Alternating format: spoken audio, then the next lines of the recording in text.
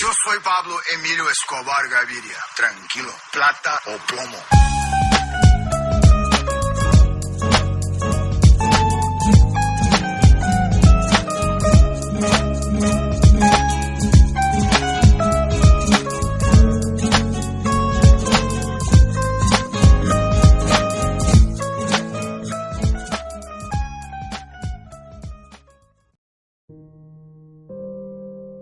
Pemimpin kartel Medellin yang terkenal kejam dan penjahat terkaya dalam sejarah, Pablo Escobar, merupakan seseorang yang memiliki hampir 30 miliar pada awal tahun 1990-an.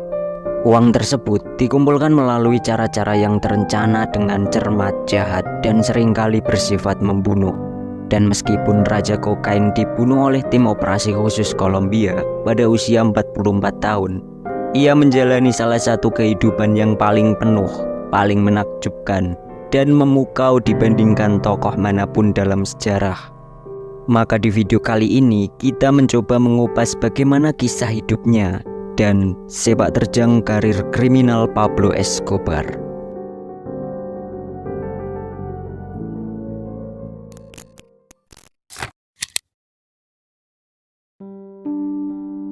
Dalam catatan sejarah dunia kriminal, nama Pablo Escobar dikenal sebagai Raja Kokain Kolombia yang karismatik dan kejam. Awalnya, kehidupan bandar narkoba ini sangat sederhana, namun berubah menjadi penjahat paling kuat dan ditakuti di dunia. Pablo Emilio Escobar Gaviria lahir pada tanggal 1 Desember 1949 di Kolombia. Berasal dari latar belakang sederhana, dia dibesarkan di Medellin sebagai anak ketiga dari 7 bersaudara. Ayahnya adalah seorang petani dan ibunya bekerja sebagai guru. Escobar sempat menjual batu nisan curian, terlibat dalam berbagai skema seperti menjual ijazah palsu, menyelundupkan peralatan stereo, sampai akhirnya Escobar pun putus sekolah. Meski demikian, setelah memalsukan ijazah sekolah menengah atas, Escobar sempat kuliah sebentar dengan cita-cita menjadi pengacara kriminal, politisi, dan bahkan presiden. Namun ia menyerah karena kendala keuangan. Tak lama kemudian ia mulai mencuri mobil yang mengakibatkan penangkapan pertamanya pada tahun 1974. Dia juga memainkan peran penting dalam mengendalikan pasar rokok selundupan. Escobar jatuh cinta dengan istrinya pada tahun 1974. Dia berusia 25 tahun sedangkan istrinya baru berusia 13 tahun. Mereka menikah 2 tahun kemudian dan tetap bersama sampai kematian Escobar. Mereka dikaruniai seorang putra dan putri, Sebastian Marroquin dan Manuela Escobar. Ada sedikit kisah bahwa Escobar sangat berkomitmen terhadap keselamatan anak-anaknya sehingga ketika dia melarikan diri dari pihak berwenang dan putrinya mulai menderita hipotermia, gembong narkoba tersebut membakar uang lebih dari 2 juta dolar untuk menjaganya tetap hangat. Escobar memiliki banyak julukan berbeda selama hidupnya. Banyak yang menyebutnya sebagai Don Pablo, namun julukan lain berkisar dari El Padrillo, El Patron, dan El Senor, hingga El Magiso, El Pablito, dan El Zar de la Cocaína. Escobar hidup dengan etos plata o plomo, yang berarti perak atau timah. Hal ini merujuk pada pilihan yang diberikan Escobar kepada pihak-pihak yang menentangnya, entah menerima suap dan dibayar perak, atau menghadapi peluru timah.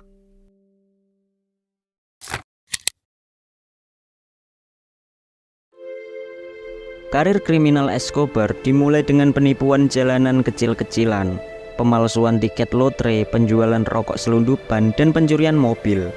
Tentu saja dia segera memutuskan untuk mengarahkan pandangannya sedikit lebih tinggi. Pada tahun 1970-an, Kolombia muncul sebagai lokasi utama penyelundupan ganja.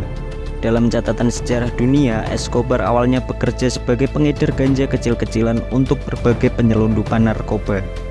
Selama masa ini, Escobar menculik pengusaha Diego Echavarria, kemudian membunuhnya pada tahun 1971. Dia secara bertahap beralih ke perdagangan kokain. Dia pun menyadari potensi keuntungan yang sangat besar karena posisi strategis Kolombia antara pusat budidaya kokain di selatan dan pasar Amerika Utara yang menguntungkan. Meski terdengar berani, Escobar pertama kali menyelundupkan kokain dengan menerbangkan sendiri ke Amerika Serikat. Kemudian dia membayar pilot maskapai penerbangan untuk menyelundupkan obat-obatan tersebut ke dalam ruang roda pendaratan pesawat jet komersial. Setiap hari, kartel Medellin menyelundupkan 15 ton kokain ke Amerika Serikat senilai 60 juta dolar, yang mana itu berarti 1,8 miliar dolar per bulan atau 22 miliar dolar per tahun. Dengan 4.000 dolar per bulan dari pendapatannya dihabiskan untuk membeli karet gelang agar uang mereka tetap bersama. Lalu dengan menggunakan kekayaannya yang besar, Escobar berhasil masuk ke Kongres Kolombia yang memberinya kekebalan yudisial langsung. Posisi tersebut juga memberinya hak untuk mendapatkan visa diplomatik yang memungkinkan gembong narkoba tersebut melakukan perjalanan ke Miami, di mana ia membeli beberapa rumah mewah di sana.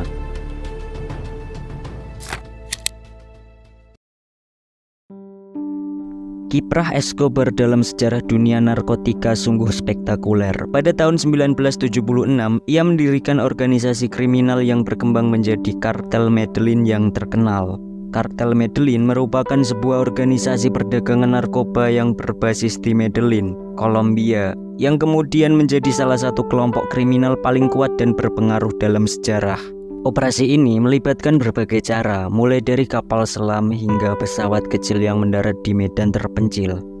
Mereka menetapkan rute penyelundupan pertama mengangkut kokain dalam jumlah besar dari Peru, Bolivia, dan Ekuador melalui Kolombia dan ke Amerika. Kenaikan pesat Escobar menarik perhatian Dinas Keamanan Kolombia yang menyebabkan penangkapannya pada bulan Mei 1976 ketika sejumlah besar kokain ditemukan di mobilnya. Karena berhasil mempengaruhi proses hukum, dia dibebaskan. Tahun berikutnya, agen yang menangkapnya dibunuh.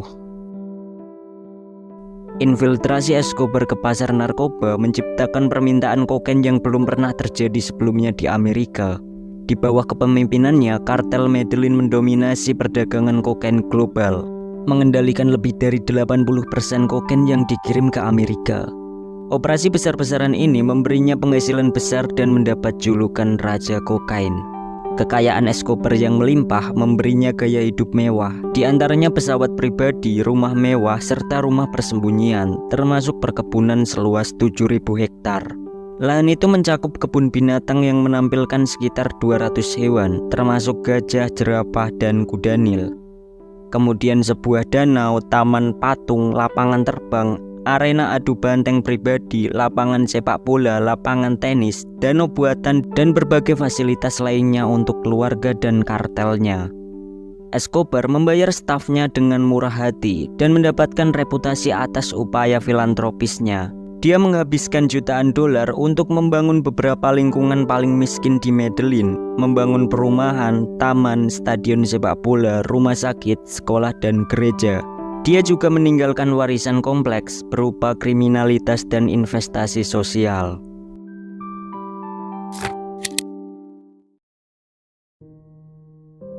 Pada 19 Juni 1991, Escobar menyerahkan diri kepada pemerintah Kolombia sebagai bagian dari tawar-menawar agar Raja Kokain itu tidak diekstradisi ke Amerika Serikat. Dia membangun penjara pribadi di pinggiran Medellin. Penjara pribadi itu ia namai La Catedral, sebuah bangunan besar yang dilengkapi spa, lapangan olahraga, klub malam, bahkan kasino. Memenjarakan diri dalam penjara pribadi tak mengurangi aktivitas bisnis narkoba Escobar.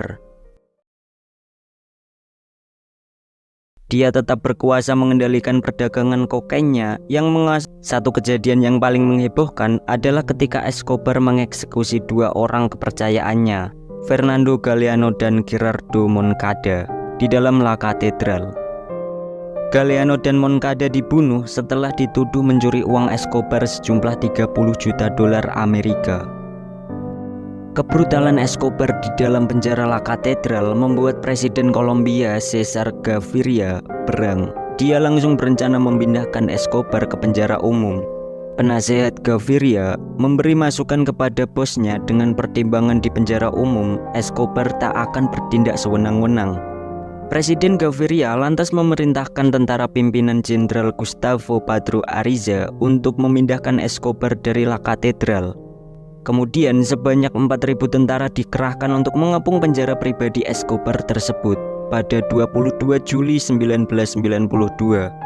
Tapi penasehat Presiden Gaviria yang bernama Sandoval yang melakukan tugas sebagai negosiator justru disandra oleh pasukan pribadi Escobar yang bersenjata lengkap. Penyanderaan Sandoval yang juga wakil menteri kehakiman Kolombia menyulut perintah Jenderal Ariza untuk menyerbu La Katedral. Sebanyak 250 pasukan elit, 4 helikopter dan 7 anjing pelacak menerobos masuk dan berhasil melumpuhkan pasukan Escobar. Namun ternyata Raja Kokain itu berhasil melarikan diri lewat terowongan rahasia. Setelah Escobar melarikan diri, Presiden Gaviria mengeluarkan perintah untuk menangkap Raja Kokain itu, baik hidup ataupun mati. Presiden Gaviria memutuskan tak ada lagi negosiasi, walaupun saat itu muncul kekhawatiran baru soal teror bom dari Escobar. Selama berkuasa sebagai tokoh kriminal yang brutal, Escobar dikabarkan telah membunuh setidaknya 4.000 orang. Para korbannya dari berbagai lapisan masyarakat, mulai orang biasa, pesaing dalam bisnis kokain, polisi, hakim, jaksa, hingga politikus. Escobar memakai banyak cara untuk mengeksekusi musuh-musuhnya, mulai disiksa, ditembak, hingga dibom.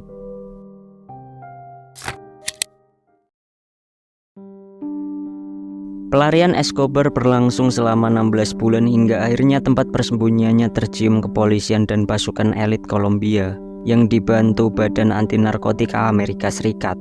Persembunyian terakhir Escobar diketahui berada di sebuah kawasan hunian di Medellin.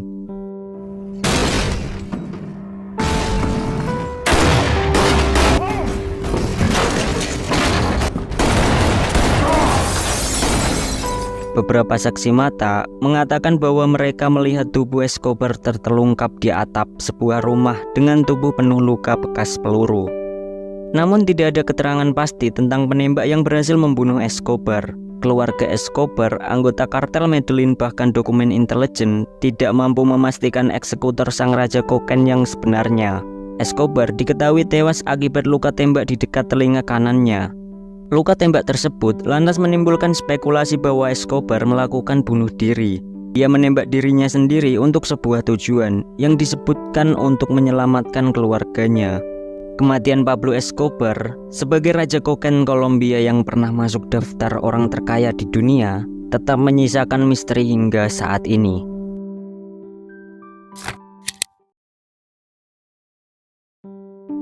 Warisan Pablo Escobar terus berkembang dalam catatan sejarah dunia, tidak hanya sebagai penjahat terkenal namun juga sebagai fenomena budaya.